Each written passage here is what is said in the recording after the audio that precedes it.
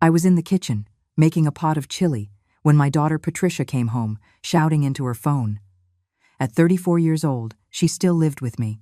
She claimed it was to take care of me, but I knew it was because she couldn't afford to pay her own bills. That day, she was furious because her ex-husband, Richard, was late again with the child support payment for my grandson, Alex, who was just 9 years old. When I turned off the stove and turned to ask her if she wanted lunch, Patricia exploded. "You filthy old woman! Can't you see I'm on the phone?" And then something happened that I never thought I would experience. She spat in my face. The saliva slid down my cheek as she continued to scream. "You're useless. Just in the way. You should have just stayed quiet in your corner." I wiped my face with my apron. I swallowed the humiliation and didn't say a single word. My name is Grace Hernandez. I am 67 years old, and I have always been a woman of strong character. I raised Patricia alone after my husband, Joe, left when she was just 6. I worked as a seamstress for 38 years to give my daughter an education and a decent life. I bought this house in our Chicago neighborhood with great sacrifice, always dreaming that one day it would be a home filled with love and respect. But for the last 3 years, ever since Patricia moved back in with me after her divorce, my own house had become a living hell. She treated me like a maid, screamed at me in front of Alex, and I always kept quiet, thinking of my grandson. In that moment, looking at my reflection in the bathroom mirror, my face still damp with humiliation, something inside me began to awaken. During the afternoon, while Patricia went out to handle her business, leaving Alex here with me, I kept thinking about everything that had happened. My grandson hugged me and whispered, "Grandma, why does Mommy yell at you so much?" Those innocent words struck me like a bolt of lightning. I realized that Alex was growing up thinking it was normal to disrespect the elderly, especially women. That night, after everyone had gone to sleep, I sat in the kitchen with a cup of chamomile tea and began to see my situation with clarity. Patricia wasn't here to help me. She was using me. The house was in my name, the bills were paid with my pension, and I also took care of Alex while she supposedly looked for work. But what they didn't know was that I had far more control over my life than they imagined, and everything was about to change.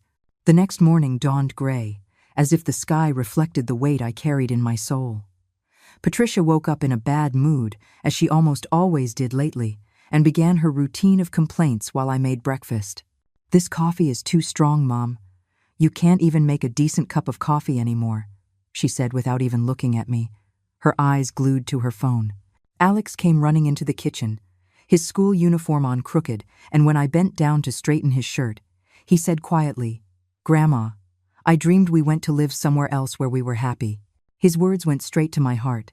That 9-year-old boy already felt the tension in the house, the heaviness of the atmosphere, the constant disrespect toward his grandmother.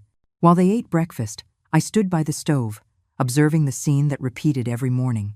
Patricia scrolling through her social media, completely ignoring her son, who was trying to tell her about a school assignment.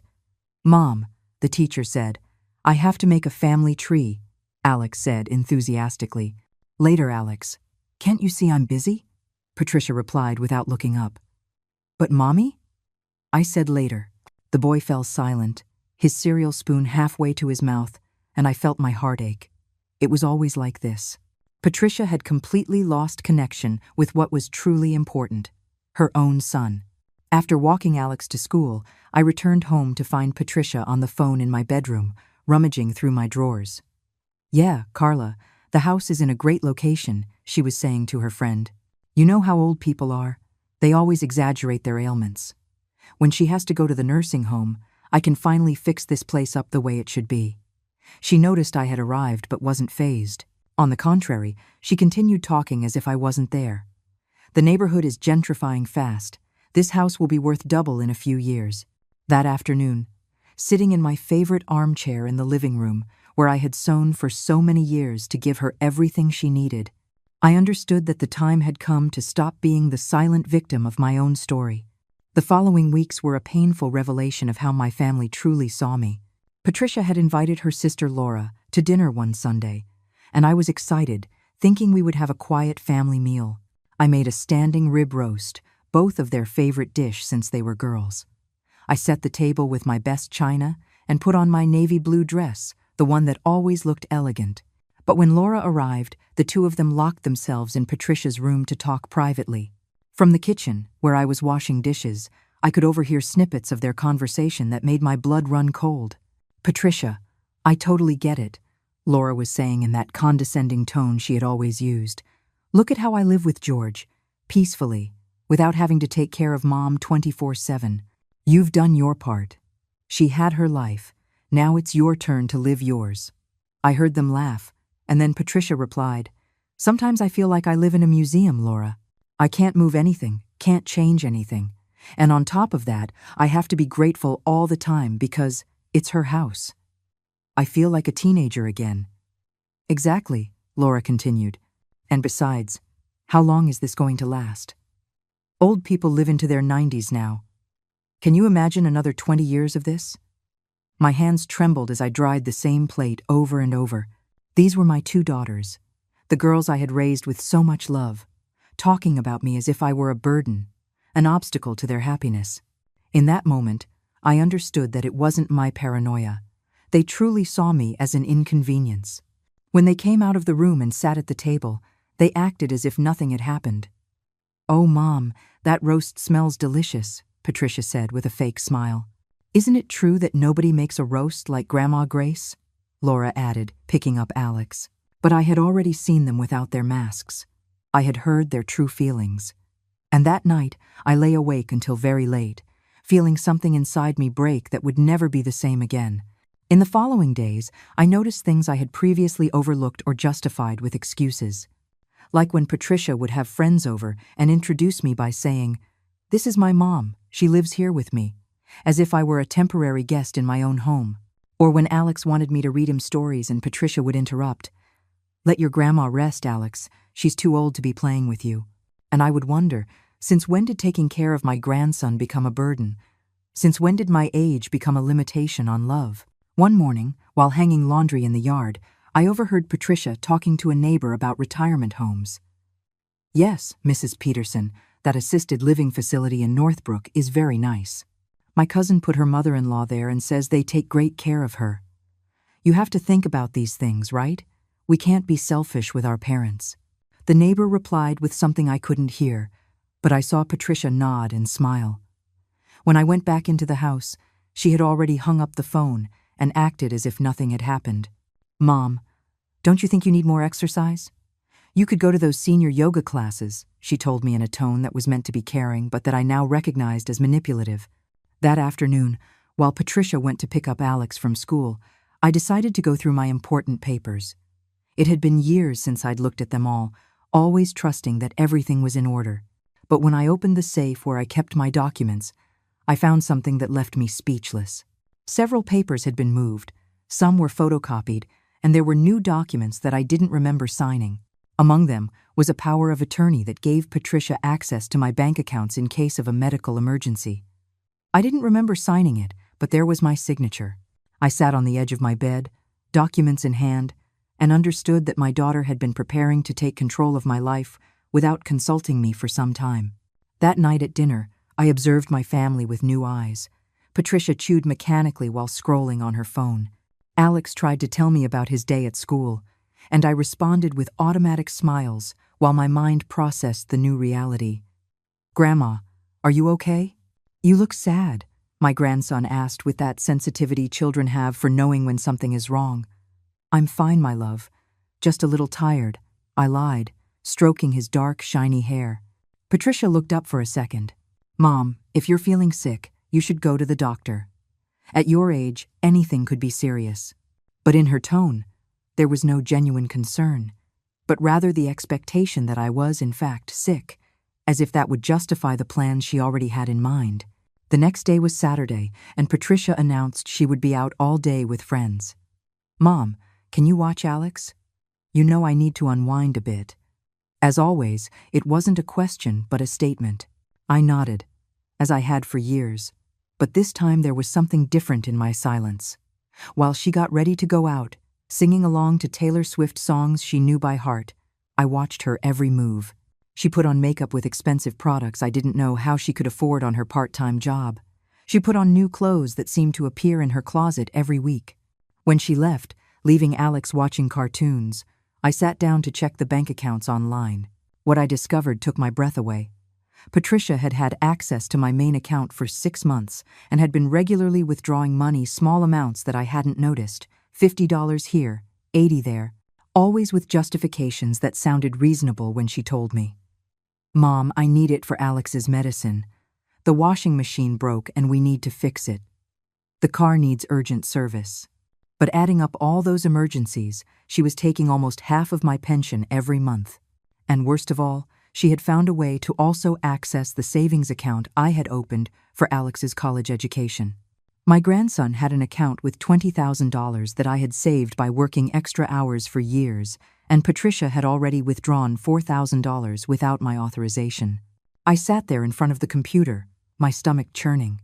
It wasn't just the money, it was the betrayal, the disrespect, the way she had been deceiving me while telling me she loved me. Alex came running over. "Grandma, can you make me a grilled cheese?" His cheerful little voice contrasted with the bitterness I felt at that moment. I picked him up, kissed his forehead, and made him his favorite grilled cheese sandwich with a side of tomato soup. While he ate happily, I made a decision that would change everything. I would no longer be the submissive grandmother who let herself be robbed and humiliated. I was 67 years old, but my mind was clearer than ever, and it was time to show them what it meant to lose someone who truly loved them. In the days that followed, I maintained my normal routine, but inside, everything had changed. Every morning, I woke with a determination I hadn't felt in years. When Patricia yelled at me, I would simply nod and continue with my activities. When she asked for money for her important expenses, I gave her what I had on hand without question. But in the afternoons, while she was out and Alex was at school, I began to make very important calls. First, I called my cousin Arthur, who lives in Madison, and explained my situation. He listened attentively and told me something that stuck with me. "Grace, respect isn't begged for, it's earned. And if someone decides not to give it to you, you decide not to give it to them either." I also contacted Mr. Davis, the lawyer who had helped me when I bought the house. I explained the situation with the documents I had found, and he confirmed something terrible. The power of attorney Patricia had made me sign was very broad. It gave her almost total control over my assets if she could prove I was incapacitated. "Mrs. Hernandez," he told me in a serious voice, "this is more common than you can imagine. Many children manipulate their parents to take their properties, but you are fully within your rights to revoke that power at any time. Your mind is perfectly clear." I left the lawyer's office that afternoon with a folder full of new documents and a plan that would shake the foundations of the life Patricia thought she controlled. On Friday night, Patricia came home with news that chilled my blood. "Mom, I have something important to tell you," she announced as she poured herself a glass of water in the kitchen.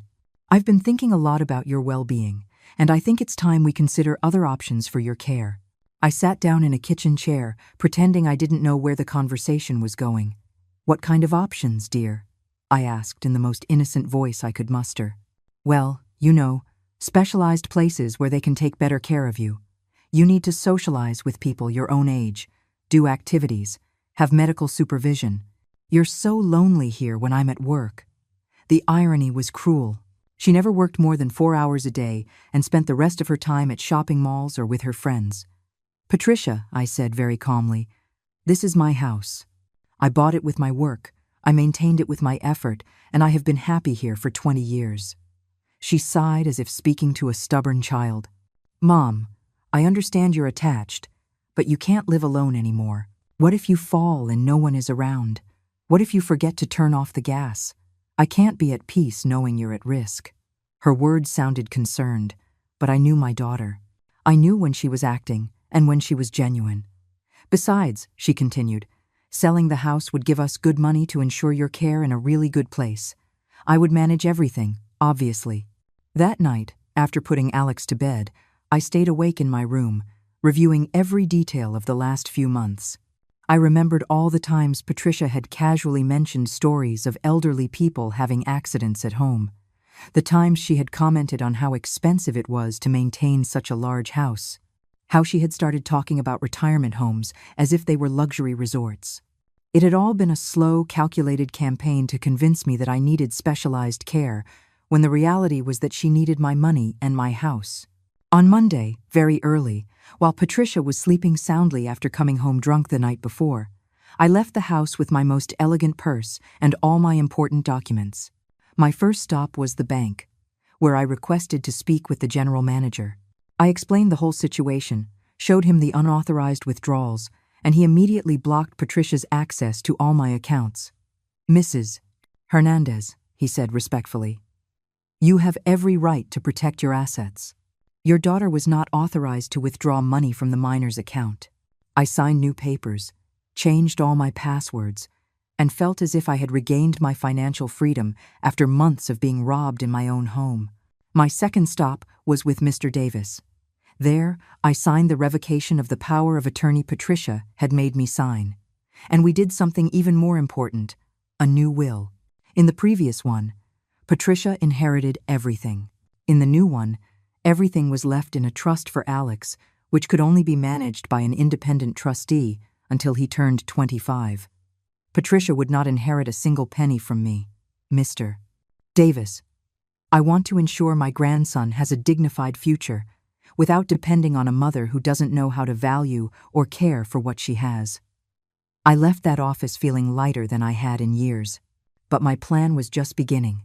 That afternoon, while Patricia thought I was taking my usual nap, I contacted a very discreet real estate agency. The appraisal of my house was a surprise even to me. It was worth $400,000, much more than Patricia imagined. The area had indeed appreciated in value, just as she had told her friend. But what she didn't know was that I was perfectly aware of the value of my assets. The agent explained that he had interested buyers, that they could close the sale in less than 3 weeks. "Are you sure, Mrs. Hernandez?" "This is a very big decision," he asked with genuine concern. "Mr. Davis," I replied, "I am 67 years old, and I know exactly what I'm doing. My daughter wants my house, but she doesn't want me. Well, she's about to learn the difference." During those days, I observed Patricia with completely new eyes. I saw how she spoke with contempt about older women on television. Oh, these dramatic old ladies, always exaggerating everything. I saw how she treated Alex when she was in a bad mood. "I already told you no, Alex. Not everything revolves around you." I saw how she spent my money on unnecessary things, expensive clothes, restaurant meals, beauty treatments, while haggling with me over every dollar when I needed to buy my medications. "Mom, don't you think $20 for pills is a lot? You should look for cheaper generics," she would say, while carrying bags from Nordstrom worth hundreds of dollars. On Wednesday of that week, Patricia came home with a surprise for me. She had made an appointment with a geriatrician for a general checkup.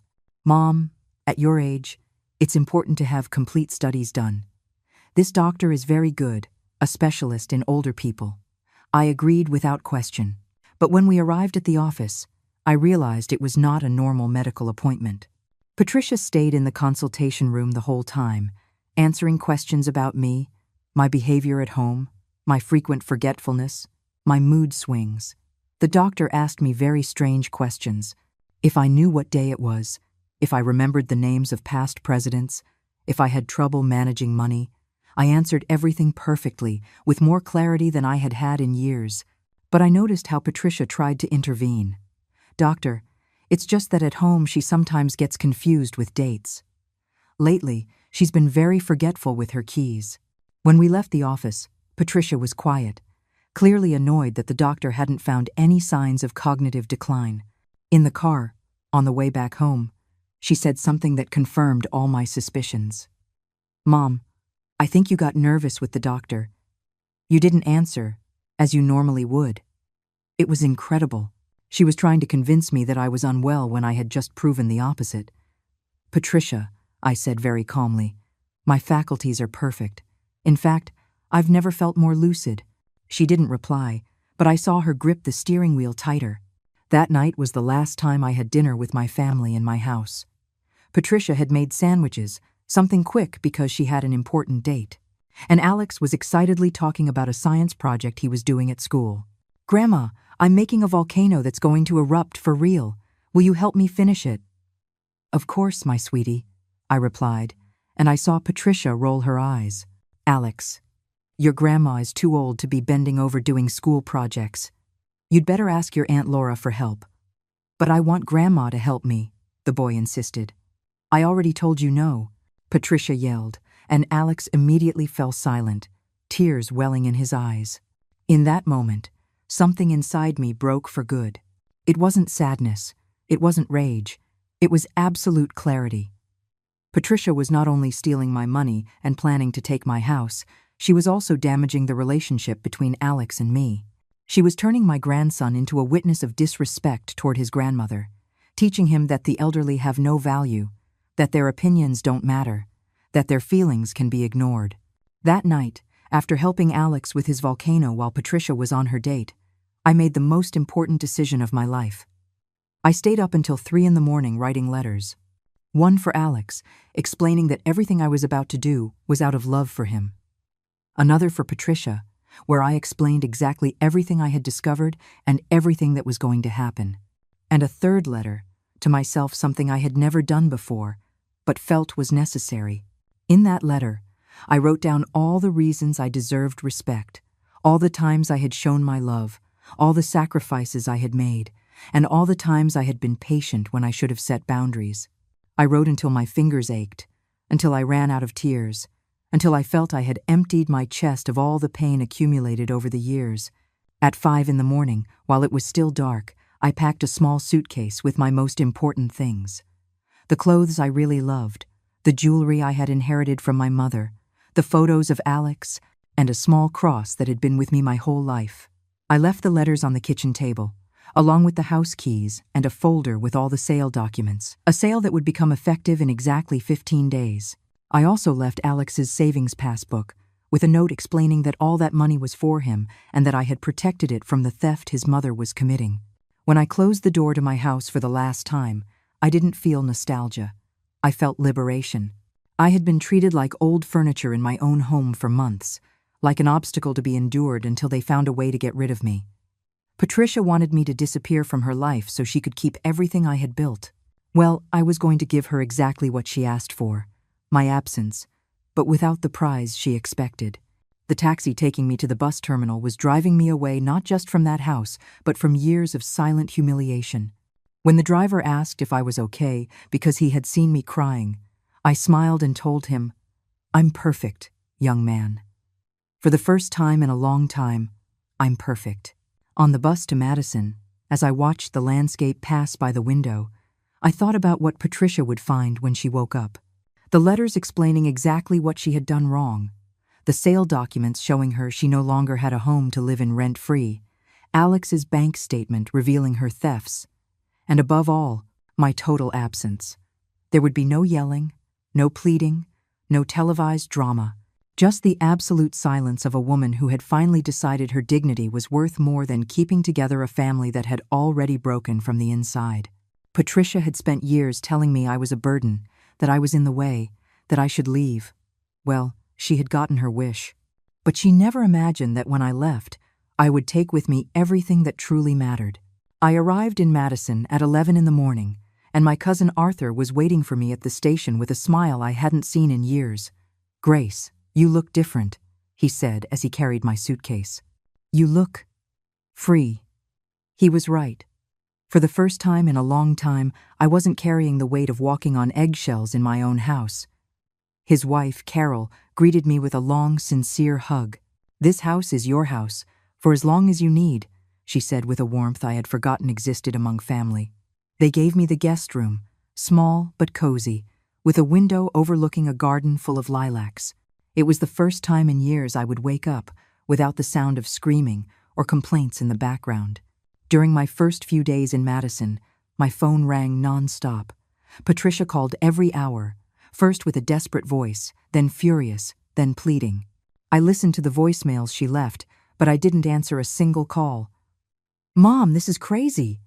You can't sell the house without consulting me," she screamed in one message. In another, she changed her tone. "Mommy, forgive me if I said something that upset you, but you can't punish Alex like this. He needs you." And in the most desperate one, "Grace, this is illegal. I'm going to sue to stop the sale. Each message confirmed that I had made the right decision. There wasn't a single real apology, not a single acknowledgement of all the harm she had done, just panic at losing what she considered hers. On the third day, I received a call from Mr. Davis. "Mrs. Hernandez, your daughter showed up at my office with a lawyer. They're trying to contest the sale, claiming you are not in your right mind." I laughed for the first time in weeks. "Mr. Davis, I hope you showed them all the medical and psychological documents you asked me to get." "Of course, ma'am. The geriatrician's certificate confirms you are in perfect mental condition. Your daughter has no legal recourse. The sale is proceeding as scheduled." I hung up the phone feeling a satisfaction I had never experienced before. Patricia had completely underestimated her poor old mother. One afternoon, while helping Carol prepare dinner, a call came that broke my heart. It was Alex, crying. "Grandma, why did you leave? Mommy says you're mad at me." His trembling little voice made my own hands shake. "My love, I could never be mad at you. I love you more than anything in the world. Then why don't you come home? I miss you helping me with my homework." Carol noticed I was crying and put a hand on my shoulder. "Alex, sometimes adults have to make difficult decisions to protect the people they love. I'm protecting you, even if you don't understand it right now. But when are you coming back?" The question tore me apart. "I don't know, my sweetie. But I want you to know that you will always be the most important thing to me." After hanging up, I locked myself in my room and cried like I hadn't cried in years. It wasn't a cry of sadness, but of rage. Rage because Patricia was using Alex to manipulate me emotionally. Rage because my grandson was suffering the consequences of his mother's selfish decisions. Rage because, after everything I had done for her, Patricia didn't understand that I had made this decision precisely to protect Alex from growing up in an environment where elders are not respected. Carol knocked gently on the door. "Grace, can I come in?" She entered with a cup of chamomile tea and sat beside me on the bed. My sister Hope went through the same thing with her son. "It hurts now, but you did the right thing." That night, lying in my new bed, I started to remember how I had gotten into this situation. I thought of Joe, my ex-husband, who had left when Patricia was 6 because he wasn't ready for the responsibility of a family. I remembered the nights I sewed until 3 in the morning to pay the rent for our tiny apartment in the city. Patricia was a beautiful child with big eyes and a mischievous smile who always asked when her daddy was coming back. "Soon, my love," I would lie, because I didn't have the heart to explain that he had chosen his freedom over us. For years, she was the only good thing in my life. The reason I worked 18 hours a day, the motivation to keep going when everything seemed impossible. I remembered when Patricia turned 16 and I had saved for 2 years to throw her a party that lived up to her dreams. I rented a small hall, bought her a pink dress that made her look like a princess, and hired a band I knew from work. That night, watching her dance with my brother Robert, who had played the role of a father, I felt that all the sacrifices had been worth it. "Mommy, thank you for doing this for me," she had told me that night, hugging me tightly. "You're the best mom in the world." Those words had been like a balm to my tired soul. At what point had that grateful child turned into the woman who spat in my face? The next day, Arthur suggested we go for a walk downtown. It had been years since I had strolled without rushing, without having to run back home to prepare food or wash Patricia's clothes. We walked through the cobblestone streets, saw the old churches, and sat on a bench in the main square eating ice cream like 2 tourists. "Grace," Arthur said as we watched the families walk by, "when was the last time you did something just because it made you happy?" I thought about it and realized something terrible. I couldn't remember the last time I had done something for myself. Everything in my life had revolved around Patricia's needs and then Alex's. "You know what?" I told Arthur, "I want to call my old friend Rose. We worked together at the sewing shop 20 years ago." Rose had married a businessman and moved to Austin, but we had kept in sporadic contact. When I called her and told her my situation, her reaction surprised me. "Grace, it's about time you woke up. I always knew that girl was taking advantage of you. The times I called your house, and she answered with a sour face, as if I were a nuisance. Rose invited me to visit her in Austin. Come for a few days, honey. I have a clothing business and you could help me out. It'll do you good to be active and meet new people."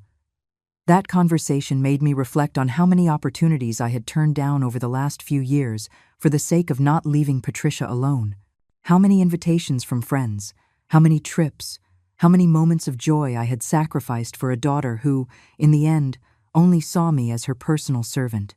I remembered when my friend Teresa had invited me on a Caribbean cruise to celebrate her 60th birthday.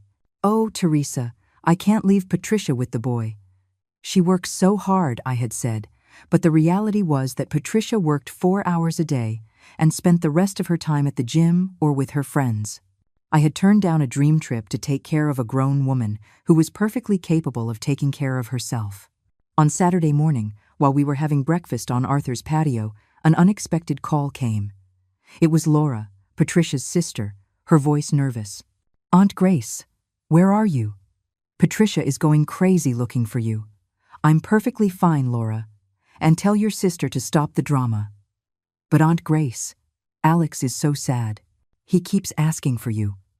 "Laura," I said in a firm voice, "Alex is sad because his mother is emotionally manipulating him. Instead of explaining the truth, she's using his pain to make me feel guilty." Laura was quiet for a moment.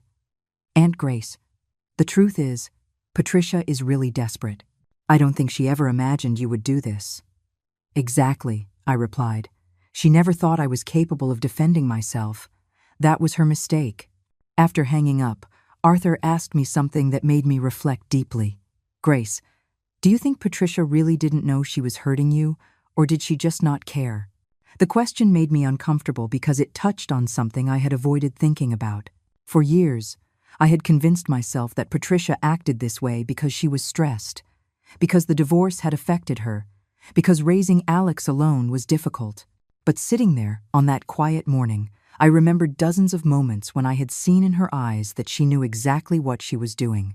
Like when she would yell at me in front of her friends and then wink at me, as if it were a game. Or when she would ask for money, borrowed, knowing perfectly well she would never pay it back. "Arthur," I said finally, "I think Patricia knew she was hurting me. And I think she liked having that power over me." It was the first time I had admitted it out loud, and saying it freed me from a huge burden. For years, I had made myself believe that I was too sensitive, that I was exaggerating, that I was misinterpreting her actions. But the truth was simpler and more painful. My daughter had enjoyed humiliating me because it made her feel superior, adult, powerful. "And you know what's the saddest part?" I added. "It's that I allowed it because I was afraid of losing her love. But I've realized that that love never really existed." That afternoon, I received a call from Mr. Davis with news that made my heart sing. "Mrs. Hernandez, the sale was completed successfully. The money has been deposited into your new account. What do you want me to do with the belongings left in the house?" "Mr. Davis, everything left there belongs to Patricia and Alex. I took the only things that truly mattered to me." "And the furniture?" "There is furniture that is clearly theirs. Let them have it. Consider it my final parting gift." When I hung up, Arthur saw me smile. "Good news?" "The best. I officially no longer have a house in Chicago, and I've never felt freer." That night, Carol made me my favorite dinner, lasagna with garlic bread. While we ate, she told me about a friend who had gone through a similar situation. Her name was Hope. She had 3 children who treated her very badly. One day, she disappeared. She went to live with a sister in Florida. The children looked for her like crazy, but when they found her, she had already rebuilt her life. She had a job she liked, new friends, even a suitor. She told them, "You told me I was a nuisance. Now see how it feels to live without this nuisance." The story made me laugh. And what happened? At first, the children were furious. But after a few months, they realized how much they depended on her. They begged her for forgiveness on their knees. But she had already decided her new life was better. On Sunday morning, while I was watering the plants in Carol's garden, my phone rang. It was a number I didn't recognize, but I decided to answer. "Mrs. Grace?" It was a young woman's voice I didn't recognize. "Yes, who's speaking?" "I'm Monica, Alex's teacher. I'm sorry to take the liberty of calling you, but I'm very worried about the boy." My blood ran cold. "What's wrong with my grandson?" "He's very sad, ma'am. He keeps asking about you." He says you left because he behaved badly. His mother told us you are sick, but Alex insists you are fine and that you left because you're mad at him. Patricia's manipulation knew no bounds. Miss Monica, I said in a controlled voice, my grandson did nothing wrong. I had to get away from a very difficult situation at home, but that has nothing to do with Alex. Ma'am, would it be possible for you to write him a letter? The boy needs to know it's not his fault. That same afternoon, I sat down to write the most difficult letter of my life. I explained to Alex, in words he could understand, that sometimes adults have to make tough decisions, that I loved him more than anything in the world, but that I needed to be in a place where I was treated with respect. I told him that when he was older he would understand better, but in the meantime, I wanted him to know that he had done nothing wrong. The next day, Mr. Davis called me with information I wasn't expecting. Mrs. Hernandez, Patricia is trying to locate you. She hired a private investigator. The news made me nervous. Can she do that legally? She can try, but you are an adult in full command of your faculties. You are not obligated to say where you live or to receive unwanted visitors. That afternoon, I spoke with Arthur about my fears.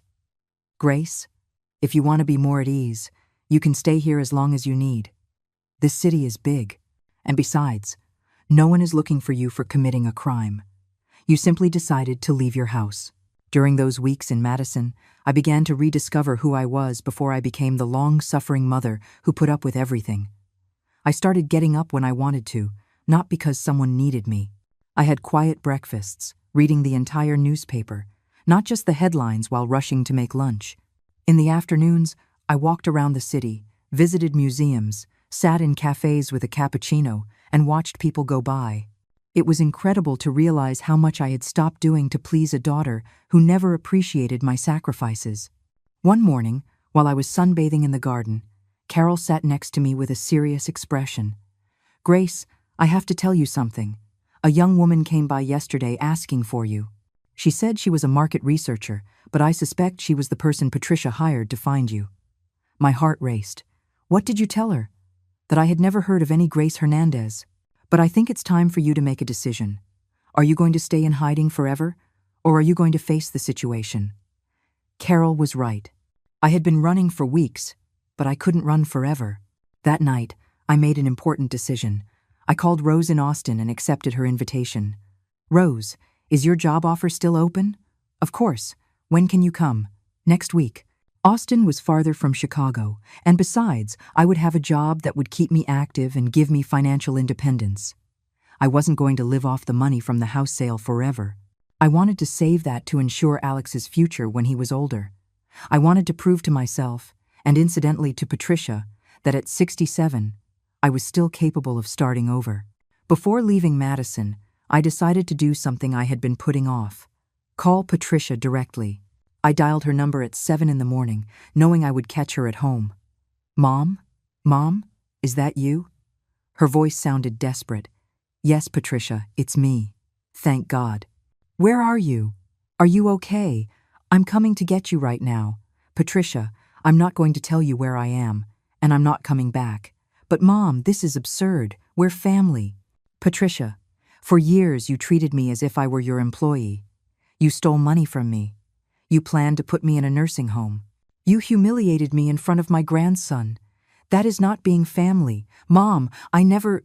Patricia, don't interrupt me. I'm going to talk, and you're going to listen for the first time in years. My voice came out firm, without a tremor. I sold the house because I discovered you were stealing money from Alex's account. I changed my will because I found out you were planning to take my assets. I left because you spat in my face and told me I was a filthy old woman. Do you need me to remind you of anything else? There was a long silence on the other end of the line. Mom, I was stressed. The divorce, the money problems. Patricia, stress does not justify cruelty, and you had no money problems. You were living rent-free in my house.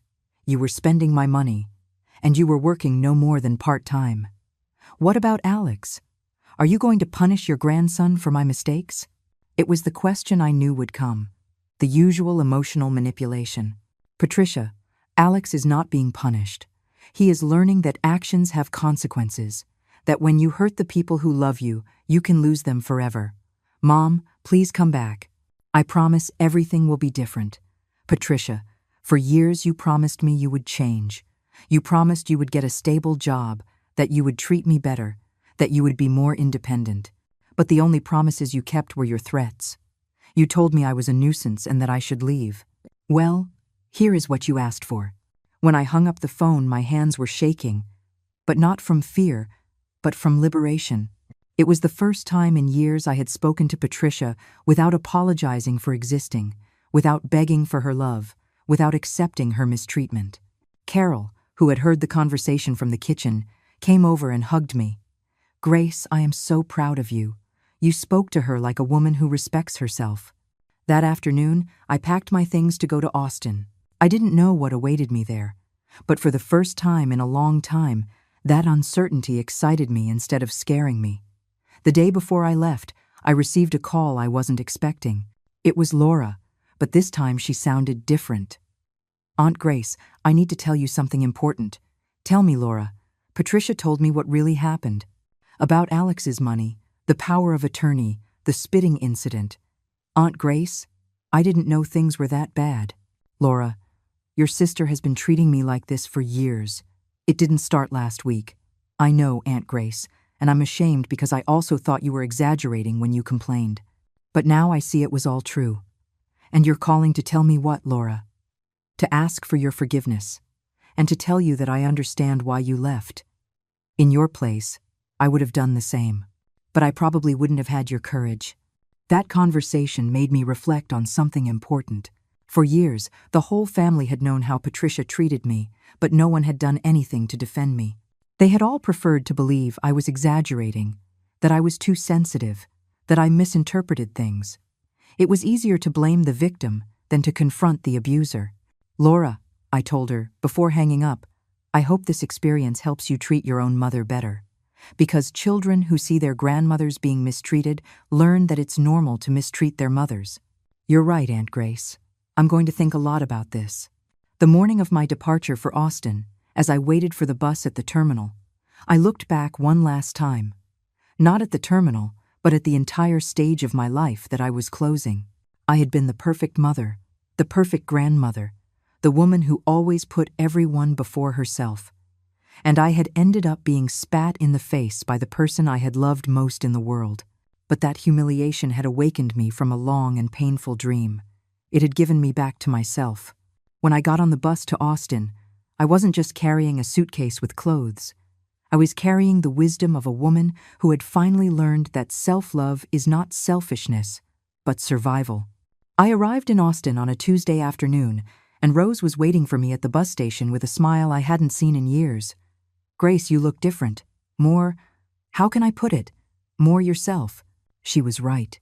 During the 5-hour journey from Madison, I had felt every mile take me not just further from Patricia, but from the submissive woman I had become. Rose took me directly to her house in a quiet neighborhood with tree-lined streets that reminded me of the America of my youth, when families knew their neighbors and problems were solved with conversations, not screams. The room Rose had prepared for me was small but cozy, with a window that overlooked a garden full of jacaranda trees. Grace, this house is your house for as long as you want, and tomorrow, I'll show you the business. You'll see, working again will do you a world of good. That night, as I unpacked my suitcase for the 3rd time in a month, I realized something important. Each time I moved, I carried fewer material things, but more self-confidence. I no longer needed all those objects that for years I thought defined my identity. My true identity was being reborn from within. Rose's boutique was called Timeless Elegance and specialized in clothing for women over 50. Grace, there's a huge market of women who want to dress well but can't find clothes appropriate for their age and body, she explained as she showed me the shop. Here we don't sell clothes for young girls or grandma's muumuus. We sell real elegance. I was thrilled to see the well-cut dresses, the quality blouses, the classy accessories. And what would I do exactly? Attend to clients, help them choose outfits, and above all, use your life experience to advise them. Women our age don't just buy clothes, they buy confidence. My first day at work was a revelation. At 10 in the morning, a woman of about 60 came in, elegant but with a sad expression. "I'm looking for something for a wedding," she said without much enthusiasm. "Is it a happy occasion?" I asked as I walked her over to the dresses. "It's my eldest son's wedding, but my daughter-in-law didn't want me to come. They invited me in the end, but I feel like I'm crashing." The story hit my heart because I recognized the pain in her eyes. "Ma'am, what's your name?" "Sharon." "Sharon, you are not crashing anywhere. You are the mother of the groom. We are going to find you an outfit that makes you feel like the queen you are." We spent an hour choosing the perfect navy blue dress with an elegant cut that enhanced her figure without being over the top. When she tried it on and looked in the mirror, her face changed completely. "Is that really me?" "That's the Sharon who has always been there," I said sincerely. "She just needed the right outfit to shine." When she left, with her new dress and a radiant smile, Rose told me, "Grace, you have a gift. You don't just sell clothes, you give back self-esteem." That afternoon, I realized that helping other women feel valuable was helping me heal my own wounds.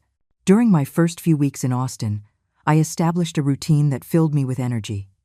I got up at 6 in the morning, not because someone forced me to, but because I wanted to start the day. I had a quiet breakfast while reading the news. I walked 15 minutes to the boutique.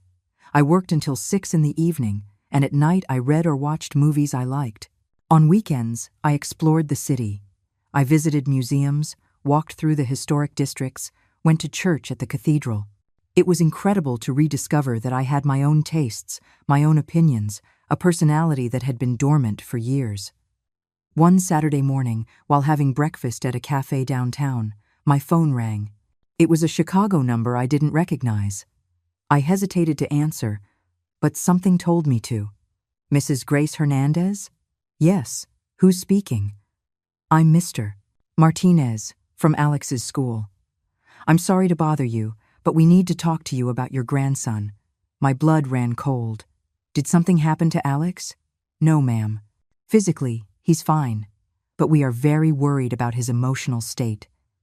Since you left, the boy has been very depressed. He doesn't participate in class, cries frequently, and yesterday he told us something that alarmed us." "What did he say?" I asked, feeling my heart race.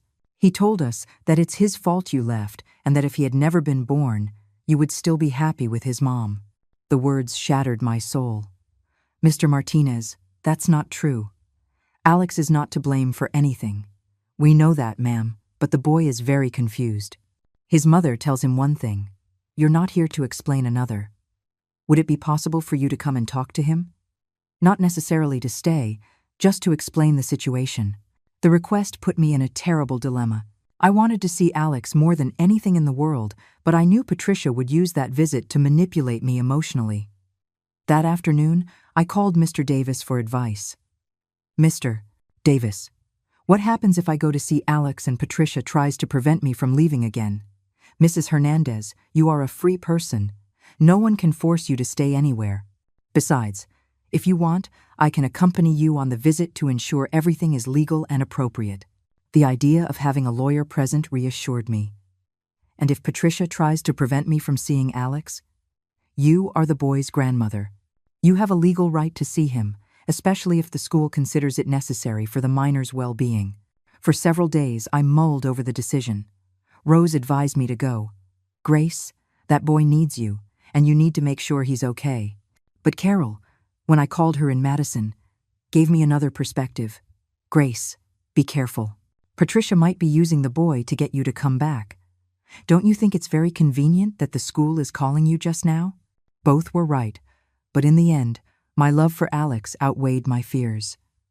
I decided to return to Chicago for a day, just to see my grandson and explain the truth.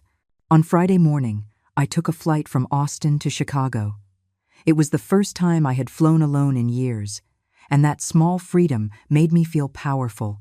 During the flight, I mentally prepared what I would say to Alex, and if necessary, to Patricia. I wasn't going to justify myself. I wasn't going to apologize for defending myself. I wasn't going to let them emotionally blackmail me. I was going, as the grandmother I am, to reassure a child who was suffering because of the irresponsible adults around him. Mr. Davis picked me up at the airport, and we went directly to the school. Are you ready, Mrs.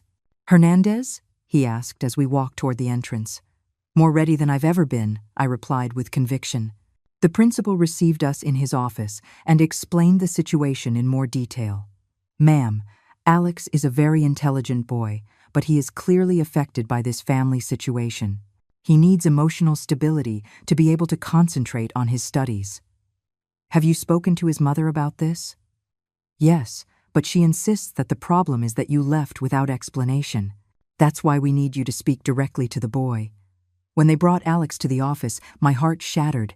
He had lost weight, had dark circles under his eyes, and when he saw me, he burst into tears. Grandma, you're not mad at me anymore? He ran to me, and I hugged him as if years had passed instead of 2 months. My love, I have never been mad at you, nor could I ever be. But you left without saying goodbye. Alex, look into your grandma's eyes. Sometimes adults have to make difficult decisions. I left because I wasn't being treated well at home, but that has nothing to do with you. You are what I love most in the world. So why don't you come back? The question I feared inevitably arrived. Alex, have you seen how your mom used to talk to me? The boy looked down. Yes. And how did you feel when you saw that? Bad. I was scared when she yelled at you.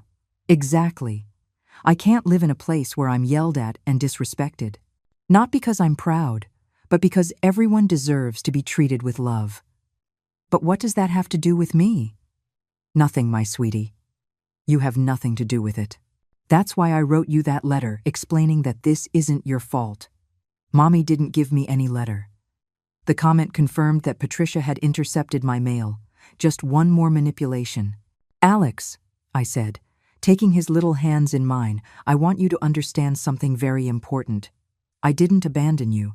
I'm living in another place, but I will always be your grandma. You can always count on me. But I can't go back to living where I'm treated badly. What if I promise Mommy will change? The innocence of his words broke my heart. My love, adults have to change because they want to, not because others ask them to. And the change has to be real, not just promises. I gave him a long hug and promised we would see each other soon. Can I call you on the phone? Of course. I'll give you my new number. When we left the school, Mr. Davis suggested we go for lunch before my flight back. How do you feel after seeing Alex? Sad for him, but confirmed in my decision. That child is being used as a pawn in his mother's manipulation game, and if Patricia shows up at the airport, let her show up. I'm not afraid of her anymore. During lunch, my phone rang constantly. Patricia had found out I was in the city and was calling me desperately. I didn't answer any calls, but I did read the text messages she sent me. Mom, I know you're here. The school called me. Please come to the house. We need to talk. You can't leave again without seeing me. Mom, please, give your family a chance. Each message confirmed that Patricia still didn't understand that it wasn't about giving chances, but about basic respect. At 3 in the afternoon, Mr. Davis took me to the airport. As we waited in the boarding lounge, I felt proud of myself. I had come to Chicago for Alex. I had fulfilled my purpose, and I was leaving without having let myself be emotionally manipulated. But Patricia had other plans. When they announced my flight and I walked toward the gate, I saw her. She was standing by the entrance, with Alex by the hand, waiting for me. My grandson ran to me as soon as he saw me. Grandma, don't go again. Patricia approached with tears in her eyes, a perfect performance for the occasion. Mom, please. Alex needs his grandmother. I need my mother. Patricia, I said in a calm but firm voice. I'm not going to make a scene here. This is an airport. There are other people. Then come to the house. Let's talk like a family. Patricia, we have nothing to talk about until you understand what you did wrong. I already said I'm sorry. What more do you want? I don't want empty apologies. I want you to actually change. And how am I supposed to change if you don't give me a chance? The usual circular logic. Patricia, for 3 years, I gave you chances every single day. Every time you yelled at me and then acted as if nothing had happened. Every time you disrespected me and I kept quiet. Every time you asked for money, borrowed, knowing you wouldn't pay it back, you used up all your chances. Alex looked at me, not understanding the adult conversation, but clearly distressed by the tension. "Look what you're doing to Alex," Patricia said, playing her last card.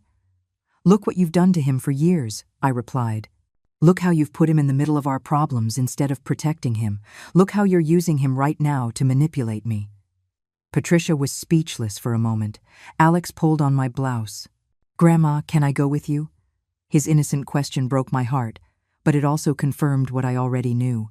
That child was looking for emotional stability that his mother couldn't give him. "My love," I said, kneeling to his level, "you have to stay with your mom. It's your place. But I want you to know that whenever you need me, I will be here for you. You promise?" "I promise." I gave him a tight hug and whispered in his ear, "Be good, study hard, and remember that your grandma loves you more than anything in the world." When I stood up, Patricia's face was red with contained rage. "This isn't going to end like this, Grace." "You're right," I said with a serene smile. "It's not going to end like this. It's going to get worse if you continue to not understand the lesson." During the flight back to Austin, I reflected on what had happened. Seeing Alex had confirmed that my decision was right. That child needed to know that there were adults in his life who respected themselves, who didn't accept mistreatment, who made difficult decisions when necessary. If I went back and became the submissive grandmother I used to be, I would be teaching him that love means enduring humiliation. It was better to teach him, by my example, that self-love is just as important as love for others. When I arrived at Rose's house that night, she was waiting for me with a hot dinner and a sympathetic smile. "How did it go?" "Difficult, but necessary," I replied. "I saw Alex. I confirmed that it's not his fault. And I confirmed that Patricia still doesn't understand anything." "And how do you feel?" "Free. For the first time in years, I feel completely free." That night, I slept better than I had in weeks, knowing that I had done the right thing for both Alex and myself. The next day, Saturday, I decided to do something I had been putting off, call my other old friends to tell them about my new life. The first was Hope, who lived in Denver. When I told her the whole story, her reaction surprised me. "Grace, how brave. I've been putting up with my son Michael's rudeness for years because I'm afraid of being alone." "Hope, being alone is not the worst thing that can happen to you. The worst thing is to be surrounded by people who don't value you." I told her about my job at the boutique, about my new independence, about the peace I had found. "You know what, Grace? You've given me a lot to think about." On Monday morning, at the boutique, a new client came in who deeply affected me. She was a woman of about 70, elegant but with a sad expression. "I'm looking for clothes to go live in a retirement home," she told me in a resigned voice. "My son says I can't live alone anymore." Something in her story reminded me of myself a few months ago. "Do you want to go to that home?" "Of course not, but my son says it's for the best. And what do you think?" "That my son wants to take my house and needs me out of the way." We spent the whole morning talking. Her name was Meredith, and her story was very similar to mine. Manipulative son, pressure to accept decisions others made for her, emotional blackmail disguised as concern. "Meredith," I said finally, "are you in full command of your mental faculties?" "Of course." "Do you have your own financial resources?" "Yes, my pension and my savings." "Then why do you have to do what your son wants instead of what you want?" The question left her thinking. In the end, she didn't buy clothes for the home, but a beautiful dress to think things over. That afternoon, Rose made me a proposal that would change my life forever. "Grace, I've been thinking, would you like to be my partner in the business?" The question took me by surprise. "Your partner?" "Yes. I'm thinking of expanding the business, opening a second branch, maybe offering image consulting for mature women. Would you be interested?" The proposal thrilled me deeply. It was not only a financial opportunity, but also a recognition that I had value, talent, abilities that others appreciated.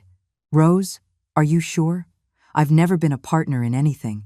"Grace, you have something that money can't buy. Life experience, genuine empathy, and the ability to make other women feel valuable. That's exactly what our business needs." That night, I lay awake thinking about the proposal. At 67, I was being given the opportunity to be a businesswoman, to be financially independent, to build something of my own. It was something I had never dreamed of because I had always been busy living for others. On Wednesday afternoon, while organizing the boutique's inventory, my phone rang. It was Alex, calling from the school phone. "Grandma, is it true you're never going to see me again?" "Who told you that, my love?" "Mommy. She says because you don't want to come back to the house, you don't want anything to do with me anymore." Patricia's manipulation knew no bounds. "Alex, that's a lie. I will always want to see you. In fact, I was thinking that maybe you could come visit me on vacation." "Really?" "Really. But you'd have to ask your mom for permission. I'm going to ask her right now." That same afternoon, Patricia called me, furious. "How dare you put strange ideas in Alex's head?" "What strange ideas?" "I told him he could visit me. I'm not crazy enough to let you take my son. Patricia, I'm not going to take him.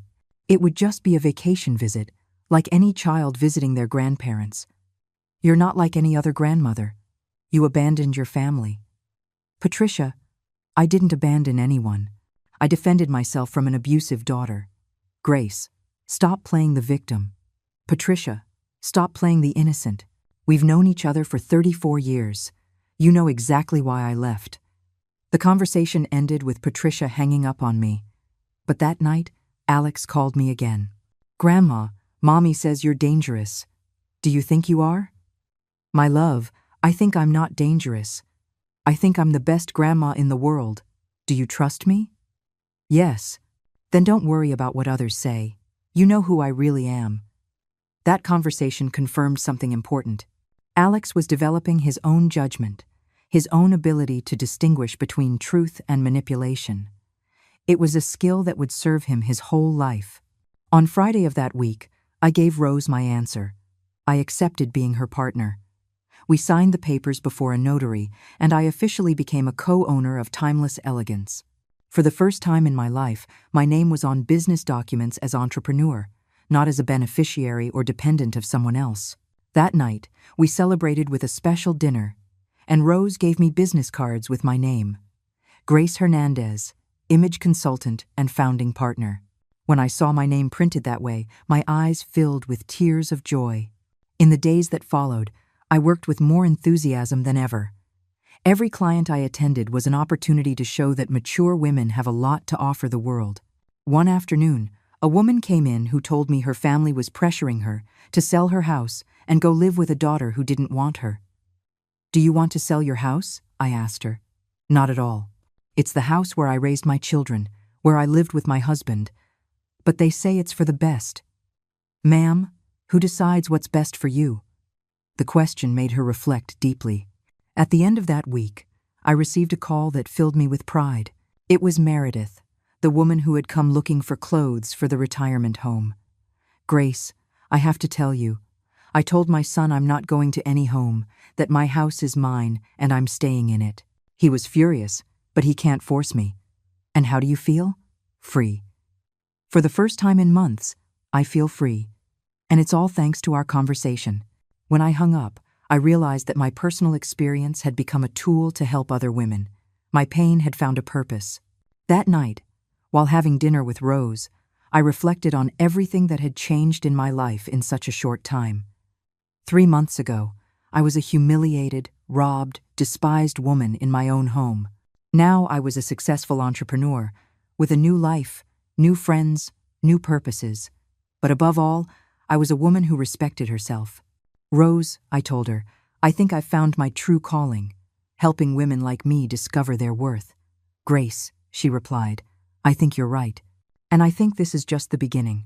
3 months after becoming a partner in Timeless Elegance, I received a call that changed everything. It was Mr. Davis with news I wasn't expecting. "Mrs. Hernandez, Patricia has just filed a lawsuit trying to nullify the sale of the house." My heart raced. "Can she do that?" "She's alleging that you were under the influence of third parties when you made the decision, but she has no legal basis. However, there's something more important I need to tell you.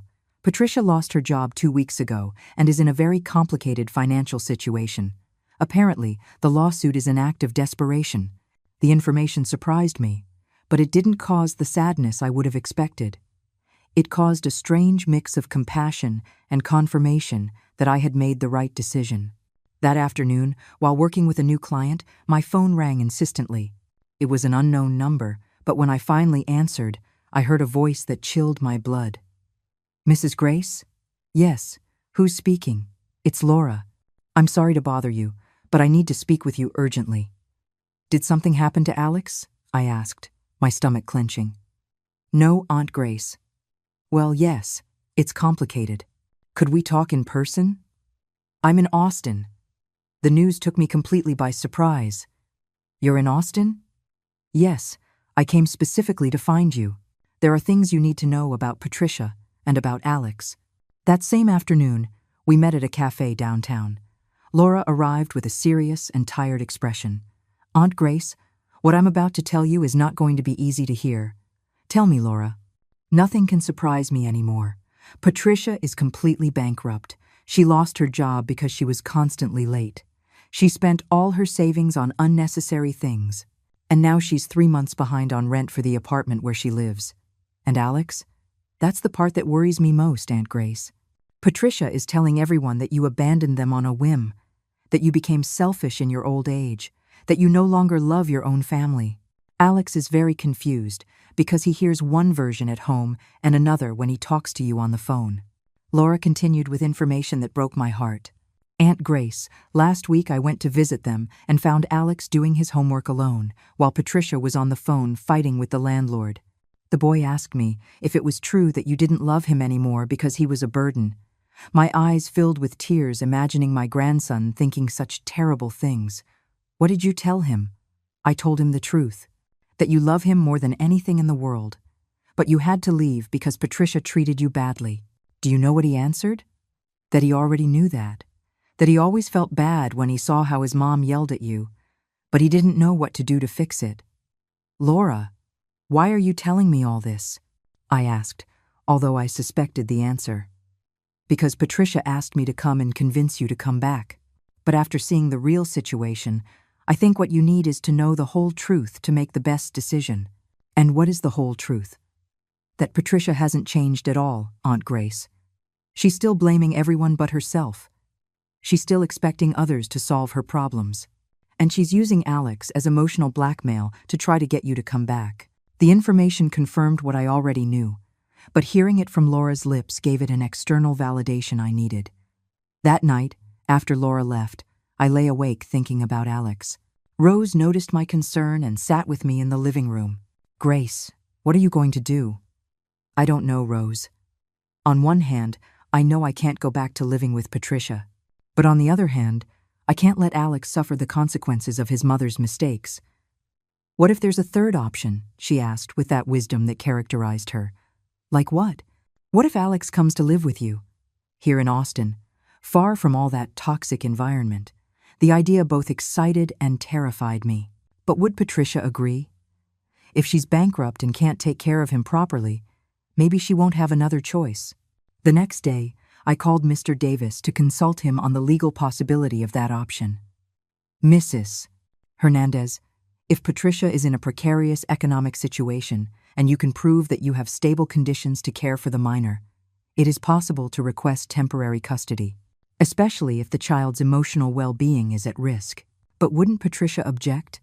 "She can object, but if she cannot provide a stable environment, and you can, the law favors the best interest of the child." The possibility began to take shape in my mind as a solution that could benefit everyone, especially Alex. That same afternoon, I received a direct call from Patricia. Her voice sounded different, more broken, less aggressive. "Mom, I need to talk to you. Tell me, Patricia, I'm in trouble, serious trouble." For the first time in years, I heard real vulnerability in her voice, not calculated manipulation. "What kind of trouble?" "Financial. They're going to evict me from the apartment. I don't have a job. I don't know what to do with Alex. And why are you calling me?" As I recall, I'm a filthy old woman who's only in the way. "Mom, please. I know I behaved badly with you." "You behaved badly?" "Patricia, you stole money from me. You planned to take my house. You humiliated me for years. And you spat in my face. There was a long silence on the other end of the line. Mom, I didn't know how to apologize. Patricia, forgiveness is not something you ask for, it's something you earn. What have you done to earn it? I've been thinking a lot about everything that happened, about how I treated you, about how I became a person I don't like. For the first time in years, Patricia sounded sincere, not calculating. And what conclusions did you draw? That I was a terrible daughter, that I took advantage of your kindness, that, her voice broke, that I lost the best mother in the world because of my selfishness.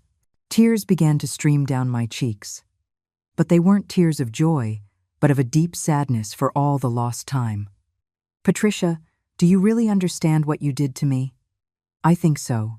I made you feel like a nuisance in your own home. I stole your money. I disrespected you in front of your grandson. I treated you as if you were my employee instead of my mother. And why did you do it? Because I felt like a failure. My marriage had ended. I didn't have a stable job. I was living in your house at 34. And instead of trying to get ahead, it was easier to blame you for my problems. It was the first time Patricia took real responsibility for her actions. No excuses, no justifications, no blaming others.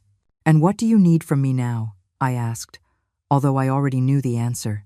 Help, not for me, but for Alex. He's not to blame for my mistakes. What kind of help? I don't know. Maybe he could come live with you while I get my life together. I know I have no right to ask you for anything after everything I did, but he needs you. The proposal, coming from her, surprised me. You'd be willing to let Alex live with me? If that's what's best for him? Yes. You were always a better mother than I have been. And you are definitely a better grandmother than I am a mother. That conversation left me in a very complex emotional state. On one hand, I felt a strange satisfaction seeing that Patricia finally understood the magnitude of her mistakes. On the other hand, it hurt me deeply to see my daughter in that situation, no matter what she had done to me. And above all, I was excited about the possibility of taking care of Alex in a healthy and stable environment. Patricia, if we are going to consider that option, I need you to understand a few things. First, this doesn't mean everything is automatically forgiven. Second, if Alex comes with me, it will be under my rules, not yours. Third, you will need to show real changes, not just promises. I understand all that, Mom, and I accept the conditions. Are you sure? Because Alex is not an object you can lend and then take back when it's convenient for you. If he comes with me, it will be because it's truly what's best for him, not a temporary solution to your problems. Mom, for the first time in a long time, I'm really thinking about what's best for my son, instead of what's most convenient for me. The conversation ended with the agreement that Patricia would talk to Alex about the possibility and that afterward, the three of us would have a conversation to make the final decision. 2 days later, Patricia and Alex arrived in Austin by bus. When I saw my grandson get off the bus, my heart filled with joy. He had grown in those months, but above all, he looked calmer than the last time I had seen him. Patricia, on the other hand, looked haggard, thinner, with deep dark circles that spoke of sleepless nights. When we hugged, it was different. There was none of the previous tension, no acting, no coldness. It was the hug of a daughter who finally understood she had lost something valuable. Rose welcomed us into her home with incredible warmth. She had prepared the guest room for Patricia and had bought toys for Alex. During dinner, I observed the dynamic between mother and son. Patricia was more attentive to Alex, more present, more affectionate than I had seen her in years. "Grandma," Alex said to me during dinner, "is it true I might come live with you? Would you like that, my love?" "Yes, but what about my mom? I don't want to leave her all alone." My grandson's concern for his mother confirmed that he was a child with a noble heart, despite everything he had been through. "Alex," Patricia told him in a soft voice, "Mommy is going to be fine. I need to fix some things in my life. And in the meantime, you'll be better off with your grandma. But are you going to visit me?" "Of course, my love. And when I fix everything, we can be together again." "Do you promise you'll fix everything?" "I promise. But this time it's going to be a real promise, not like the other times." That night, after putting Alex to bed, Patricia and I had the most honest conversation of our lives. Mom, I want you to know that I don't expect you to forgive me immediately. Patricia, forgiveness is a process. It doesn't happen overnight, I know. And I also know that I have to prove with actions that I've really changed. What are your plans? First, get a stable job. I already have some interviews scheduled in Chicago. Second, seek psychological help to understand why I became such a bitter person. Third, pay all my debts, including the money I stole from you. And after that? After that, if you let me, I would like to earn the right to be part of this family again. Not like before, when I only took and never gave, but as a daughter who respects and values her mother. That conversation touched me deeply because I saw in Patricia the girl I had raised with so much love, but I also kept my defenses up because I had learned that pretty words don't guarantee consistent actions. Patricia, I'm very happy to hear you talk like this, but it's going to take time and concrete actions for me to be able to trust you again. I completely understand, and I'm not going to pressure you. If it takes me years to regain your trust, I'm going to take those years. And if you never fully regain it? The question was tough, but necessary. Then at least I'll have the peace of mind that I tried to fix the damage I did, and that Alex grew up in a healthy environment with you. The following days were emotionally intense. Patricia and Alex stayed with me for a week in Austin, getting to know my new life, seeing my work at the boutique, adapting to the quiet routine of a house with no screams or tensions. Patricia helped with everything she could, without anyone asking her. She washed dishes, made the bed, took Alex to the park. It was as if she were trying to prove she could be a considerate person. Mom, she told me one afternoon as we prepared dinner together, I never realized how much you worked around the house. I thought everything just got done by itself. Alex, for his part, adapted to Austin as if he had been born there. He loved my room, was fascinated by Rose's garden, and immediately made friends with the neighbors' grandchildren. One afternoon, while playing in the yard, he asked me, "Grandma, does nobody yell here?" "No, my love. Here, all conversations are with respect." I like it. I like it a lot. That night, as I was tucking him in, he told me something that broke my heart. "Grandma, why did Mommy used to yell at you so much?" "I don't know, my sweetie. Sometimes adults make very big mistakes. And she's not going to yell at you anymore?" "Let's hope not, my love. Let's hope not." On the last day of her visit, Patricia made a decision that surprised me. "Mom, I've been thinking, and I believe Alex should stay with you permanently. Are you sure?" "Completely. This week, I've seen him happier than he has been in months. Here he has stability, tranquility, unconditional love. I'm just learning to be a responsible mother. He can't wait for me to finish learning. And what are you going to do?" "I'm going back to Chicago, get a job, fix my life, go to therapy. And when I've really changed, when I'm a person he can be proud of, then maybe we can talk about other options." That afternoon, we started the legal proceedings for Alex to stay with me. Patricia signed all the necessary documents without hesitation, without setting conditions, without making a drama. "Mom," she told me as she signed the papers, "thank you for saving my son from my mistakes. Patricia, I'm not saving Alex from you. I'm giving him the opportunity to grow up in a stable environment while you sort yourself out. That's a very important difference." "You're right." As always, when she got on the bus back to Chicago, we both cried, but they were different tears, mine of hope, hers of determination. The first few months with Alex in Austin were a wonderful period of adjustment. I enrolled my grandson in an excellent school near the boutique where I could pick him up after work. In the afternoons, we did homework together, cooked, watched movies, played in the park. On weekends, we explored the city, visited museums, went to family parties with Rose. It was the family life I had always dreamed of having, but could never fully enjoy when Patricia was little because I worked too much. Patricia kept her word. Every week, she called me to tell me about her progress. She got a job as a receptionist at a medical clinic. She started psychological therapy. She moved into a small but decent room. And most importantly, her conversations with me began to change. She no longer called to ask for favors or to complain about her problems. She called to ask me how I was, how Alex was, to tell me good things about her day. "Mom," she said in one of those calls, "my psychologist is helping me understand that for years I held resentment against you without reason. I blamed you for my failed marriage, for my financial problems, for everything that went wrong in my life. And what do you think now? That you were the only person who was always there for me, that you gave me everything you could, and that I confused your unconditional love with an obligation to endure my mistreatment." Those words healed wounds I had been carrying for years. They didn't erase the pain of everything that had happened, but they did give me hope that, maybe, one day, we could have a genuine and respectful mother-daughter relationship. 6 months after Alex moved in with me, Patricia came to visit for his birthday. The woman who got off the bus was unrecognizable. She had gained a healthy amount of weight, had better color in her face, was dressed more carefully, but above all, she had a tranquility in her eyes that I hadn't seen in years. Her reunion with Alex was beautiful.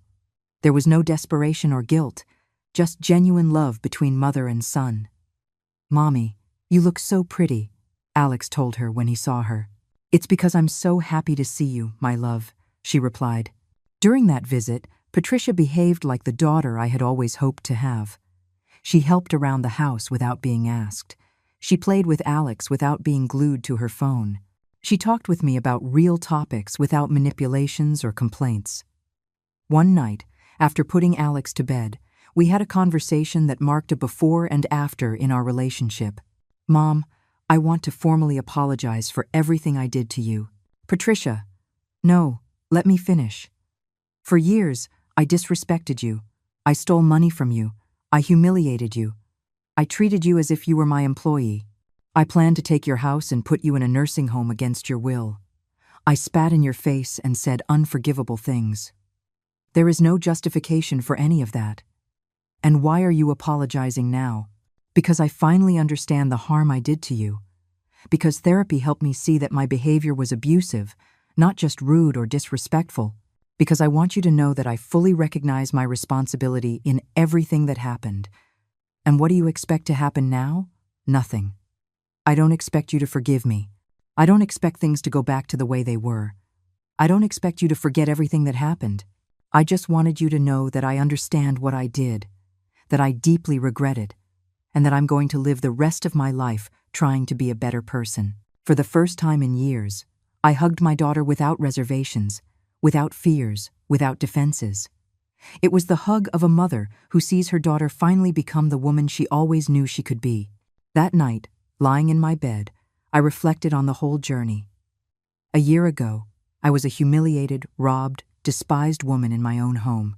Now, I was a successful entrepreneur, a happy grandmother, a woman who respected herself. I had lost a house, but I had gained a life. I had lost an abusive daughter, but I had regained a daughter in the process of healing. And above all, I had taught my grandson that love does not mean enduring mistreatment, but valuing yourself enough to walk away from those who hurt us. Sometimes, the best lessons are taught with actions, not with words. 2 years later, my life in Austin had become everything I had ever dreamed of but never dared to imagine. Timeless Elegance now had 3 branches in the city, and our consulting program for older women had become so popular that we had a 2-month waiting list.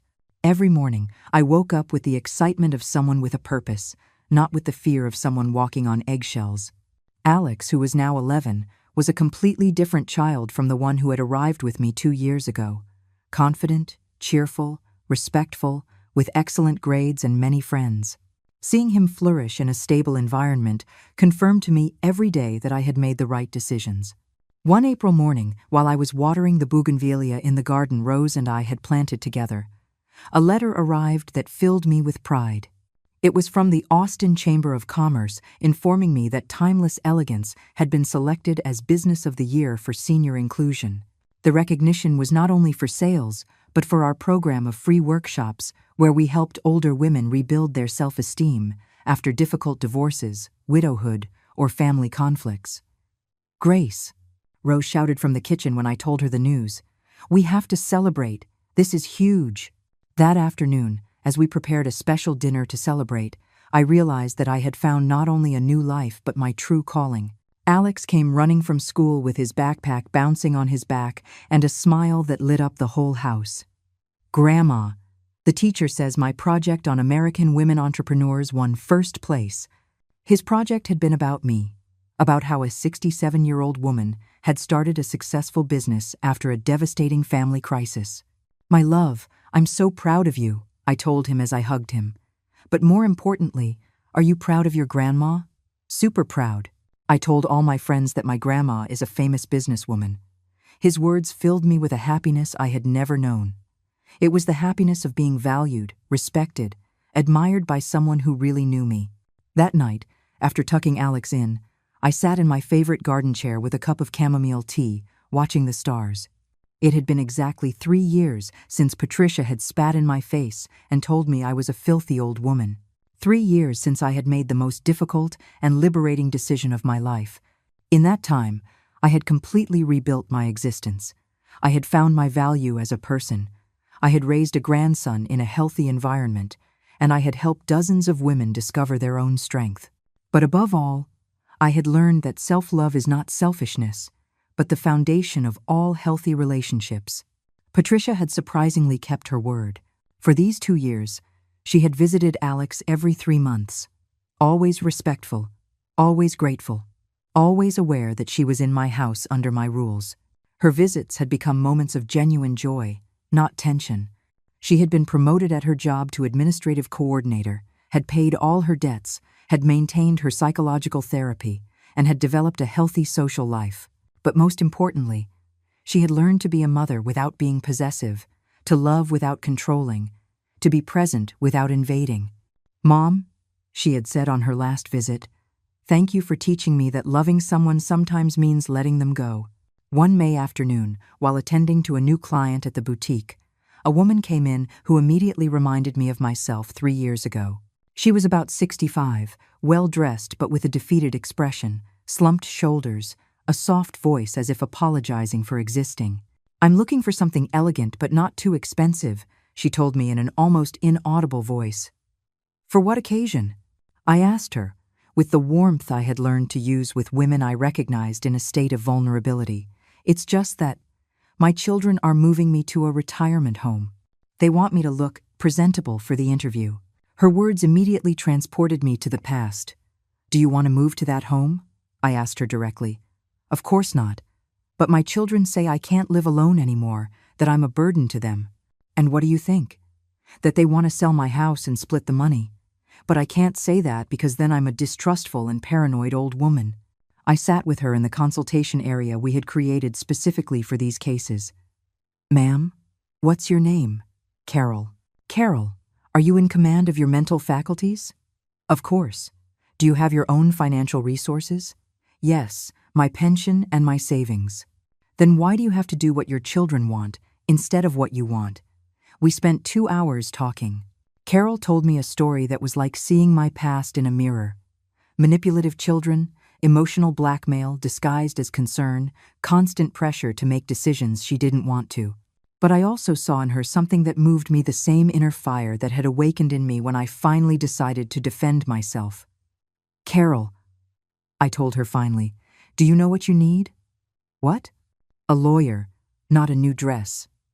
I gave her the number of Mr. Davis, who had now specialized in cases of financial abuse toward the elderly. "And Carol, one more thing. You are not crazy, you are not paranoid, and you are definitely not a burden. You are an intelligent woman who is being manipulated by people who should be protecting you." 2 weeks later, Carol returned to the boutique completely transformed. She walked upright, spoke in a firm voice, had a sparkle in her eyes. "Grace, I have to tell you. I followed your advice, hired the lawyer, and it turns out my children had already made an appointment with a real estate agent to appraise my house without my authorization. And what did you do?" I told them I knew their plans, that I had changed my will, and that if they kept pressuring me, they wouldn't inherit a penny. How did they react? At first, they were furious. Then they tried to convince me I was sick. Then they begged me, but I stood firm. In the end, they had to accept that I'm going to continue living in my house for as long as I please. Stories like Carol's had become common in my new life. Through the boutique, I had met dozens of older women in situations similar to mine, and I had learned that elder abuse by one's own children was much more common than people wanted to admit. That's why Rose and I had decided to expand our business beyond clothing. We now offered self-esteem workshops, lectures on the rights of older adults, and a support group that met every Tuesday afternoon. Women with Purpose. It had become a haven for ladies who needed to rediscover their worth after years of family mistreatment. One June afternoon, while leading one of these workshops, a young woman came in who caught my attention. She was about 35, well-dressed, but with an expression of anguish. She sat in the back and didn't participate in the conversation, but I noticed she was constantly taking notes. At the end of the workshop, she approached me with tears in her eyes. "Mrs. Grace, can I speak with you in private?" "Of course, dear." We sat in my office, and she began to cry. I think I'm like the daughter you talked about in your lecture. I think I'm mistreating my mom, and I hadn't realized it." Her name was Anna, and her story broke my heart because I saw in her the Patricia of 3 years ago. "My mom has been living with me since my dad died 2 years ago. At first it was temporary, but then she stayed, and I treat her very badly. I yell at her, I ignore her, I make her feel like a nuisance. Why do you think you do that? Because I'm frustrated with my life. I got divorced last year, I have money problems, and it's easier to take it out on her than to face my problems." "And how does your mother feel?" "Sad. Very sad. Yesterday I found her crying in the kitchen, and when I asked her what was wrong, she said nothing. But I know it's my fault." We talked for an hour. I told her my story without judging her, trying to help her understand the damage she was causing before it was too late. "Anna, your mother won't be there forever. And when she's gone, you're going to have to live with the remorse of how you treated her. Do you think I can still fix things? Of course. But it has to be a real change, not just promises. You have to seek help for your problems, treat your mother with respect, and above all, stop blaming her for things that are not her responsibility." Anna left with a list of recommended therapists and a promise to return in a month to tell me how things were going. A month later, Anna returned accompanied by a woman of about 70, elegant and smiling. "Mrs. Grace, this is my mother, Hope. She wanted to meet you and thank you personally." Hope hugged me with tears in her eyes. "Mrs. Grace, you don't know how much my daughter has changed since she spoke with you. She doesn't yell at me anymore. She asks for my opinion on things. She treats me with affection. It's as if I've gotten my daughter back." Anna had kept her word. She was in therapy, had started treating her mother as she deserved, and had stopped blaming her for her own problems. "Mrs. Grace," Anna told me, "you saved me from becoming someone I didn't want to be." These encounters had become the most rewarding part of my new life. Every woman I helped regain her self-esteem, every daughter who managed to recognize her abusive behavior before it was too late, every family I saved from destruction, confirmed to me that my pain had had a greater purpose. I hadn't suffered in vain. I had suffered to learn, to grow, to be able to help others. My personal experience had become a healing tool for women who needed to know they were not alone, that they had options, that they deserved respect. In August, I received a call that filled me with joy. It was Meredith, the woman I had met in my early days at the boutique, the one who had come looking for clothes for the retirement home. "Grace, I have to tell you the news. My son officially apologized for trying to force me to sell my house. He's in family therapy, and we're rebuilding our relationship. And how do you feel? Free, respected, valued, for the first time in years. My son talks to me like a person, not like a child. And what did you learn from this whole experience? That I have to stand up for myself, that no one else is going to do it for me, and that you were right. Love does not mean enduring mistreatment." One September afternoon, while Alex was doing his homework at the kitchen table, he asked me something that made me reflect deeply. "Grandma, did you forgive my mom?" The question took me by surprise. "Why do you ask that, my love?" "Because at school we're doing a project on forgiveness, and I want to understand if you've forgiven everything that happened." I sat beside him, thinking carefully about my answer. "Alex, forgiveness is a very complicated thing. It's not like in the movies, where someone says they're sorry and everything is fixed immediately. So you haven't forgiven her? Forgiveness is a process, my love. Your mom did things that hurt me very much. but she has also made a real effort to change. So, I am in the process of forgiving. And what does that mean? It means that I no longer feel anger toward her, that I can be with her without feeling pain, that I recognize her effort to be a better person. But it also means that I don't forget what happened and that I maintain my boundaries to protect myself. And if she misbehaves again, then I will have to make difficult decisions again. But I hope that doesn't happen. Grandma, I'm proud of you. Why, my sweetie? Because you were brave. Because you didn't let yourself be mistreated. Because you taught me that I have to respect myself. His words confirmed that the most important lesson I had given Alex was not about forgiving, but about valuing oneself. In October, an invitation arrived that thrilled me deeply. The University of Texas had invited me to give a lecture on entrepreneurship in the third age to business administration students. It was academic recognition that my experience had value, that my story could inspire others. On the day of the lecture, the auditorium was filled with 20-year-olds who listened to me with attention and respect as I told them how I had started a successful business at 67 after a devastating personal crisis. Mrs. Hernandez, a student asked at the end, "What would you say to an older woman who is in a situation of family mistreatment but is afraid to defend herself?" I would tell her that fear is normal, but that living with fear is worse than facing uncertainty. I would tell her that she deserves respect, that she has options, and that it is never too late to start over. And what would you say to the children who mistreat their parents without realizing it? That they open their eyes before it's too late, that their parents won't be there forever, and that when they're gone, they're going to have to live with the remorse of how they treated them. After the lecture, several students approached me to tell me about their own families, about mistreated grandparents, about parents who didn't respect their elders. I realized that my story had touched something deep in these young people, that maybe some of them would return home with a new perspective on how to treat their older relatives. It was gratifying to know that my experience could prevent the suffering of others. In November, Patricia came for Alex's birthday.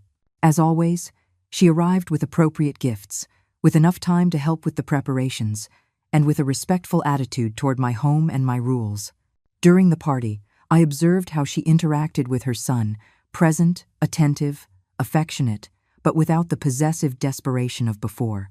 She had learned to be a mother without smothering, to love without controlling. "Mom," she told me that night after putting Alex to bed, "I want you to know that every day I'm grateful for the decision you made 3 years ago. Why? Because you forced me to grow up. You forced me to face my problems instead of blaming others. You forced me to become the person Alex needed me to be." Patricia, do you really think you needed me to leave for you to learn that? Honestly, yes. I was so comfortable mistreating you, knowing that you would always put up with it, that I would never have changed if you hadn't set drastic boundaries. And you don't resent me for making that decision? On the contrary, I resent that it took me so long to understand that I was being abusive to you.